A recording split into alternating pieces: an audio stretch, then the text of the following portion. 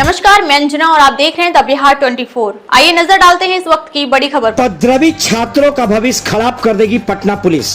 जी हां, यह हम नहीं कह रहे हैं बल्कि एडीजी मुख्यालय कुंदन कृष्णन ने छात्रों को कड़ी चेतावनी देते हुए कहा है। उन्होंने कहा है कि छात्र संघ चुनाव प्रचार में हुए लॉ एंड ऑर्डर को हाथ में लेने वाले छात्रों का भविष्य अब खतरे में पड़ सकता है। उन्होंने कहा कि छात्र संघ चुनाव प्रचार में वायलेंस करने वाले छात्रों को पुलिस अब नहीं बख्शेगी। उन्हें चिन्हित कर उन पर कड़ी से कड़ी कार्रवाई की जाएगी। आज छात्रों के कड़े शब्दों में कुंदन कृष्णन ने चेतावनी दिया कि संभल जाए वरना उनका भविष्य खराब हो जाएगा।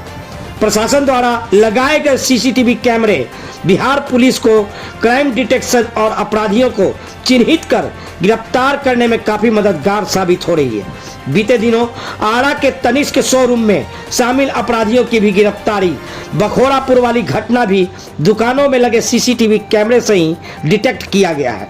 ऐसे में विधि व्यवस्था को बिगाड़ने वाले लोगों को चिन्हित कर उन पर कड़ी कार्रवाई की जा रही है। छात्र संघ चुनाव प्रचार में उपद्रव की सूचना पर जिन जिन छात्रों पर पुलिस की कार्रवाई हुई है, ऐसे उपद्रवी तत्वों का भविष्य खराब हो जाएगा। जो छात्र जीवन में हिंसा फैला रहे हैं, उनका भविष्य अब खतरे में पड़ जाएगा। उन पर चार्जशीट होगी और उनकी गिरफ्तारी हर हाल में पटना पुलिस करेगी। एक बार अगर छात्र चार्जशीटेड हो गए तो फिर वह नौकरी करने योग्य नहीं रहेंगे। बीते दिनों छात्र संघ चुनाव में कवरेज करने के लिए पहुंचे एक निजी चैनल के पत्रकार कृष्ण नंदन पर छात्र संघ चुनाव प्रचार के दौरान जबरदस्त हमला किया गया था। उसमें उनकी छात्रों ने जबरदस्त पिटाई की थी और उन्हें काफी चोटें भी आई थी। इस पूरे मामले पर एडीजी कुंदन कृष्णन ने साफ कहा कि यदि उनके बयान पर पुलिस एफआईआर दर्ज नहीं करती है तो पुलिस को आदेश दिया जाता है कि उनके बयान को दर्ज किया जाए और घटना स्थल के आसपास लगे सभी सीसीटीवी कैमरे को खंगाल कर उन दोषियों को चिन्हित कर उन पर पुलिस कड़ी कार्रवाई करे। मतलब साफ है कि अगर आप छात्र हैं तो पढ़ाई करें, गुंडागर्दी ना करें। अगर आप गुंडागर्दी करेंगे तो बिहार पुलिस आपका भविष्य खराब कर देगी। लेकिन मामला अभी भी शांत नहीं हुआ, अभी भी उपद्रव हो रहे हैं। एक लड़की कैंडिडेट जो है वो खुलेआम बोल रही है कि चाहो तो मुझे गोली मार दो, मैं डरने वाली नहीं।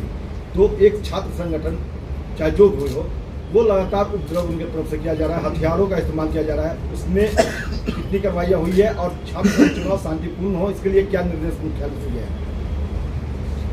सर, ये पटना जिला प्रशासन जिसमें पुलिस भी आती है, उन लोगों को द्वारा मॉनिटरिंग की जा रही है।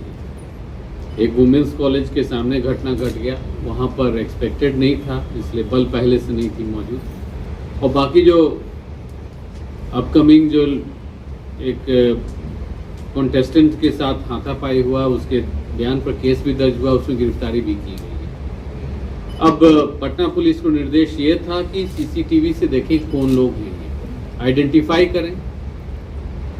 सीसीटीवी काफी मात्रा में है। उदाहरण स्वरूप हम आपको बताएं कि जैसे तनिष्क की लूट हुई, उसमें जितने लोग थे सब चिन्हित हो गए सीसीटीवी के बदौलत। बखोरापुर जैसा जगह भी दुकानों में सीसीटीवी होती है।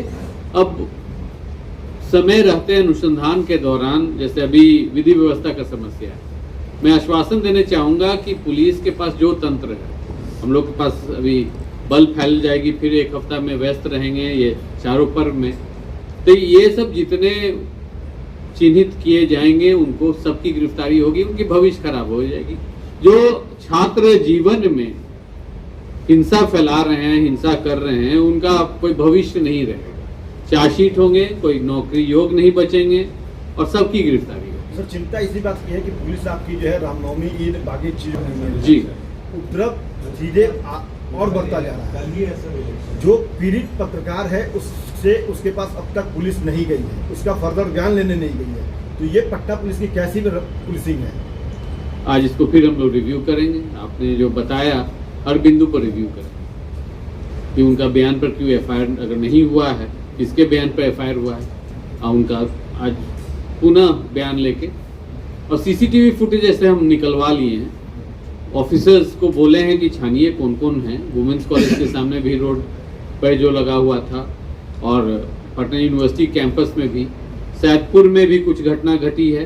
तो ये सब नज़र में है और ठोस कार्रवाई होगी। एक सवाल और है सर। अब तक के लिए बस इतना ही, फिर मिलते हैं एक ऐसी ही बड़ी खबर के साथ। तब तक के लिए नमस्कार और देखते रहिए द बिहार 24।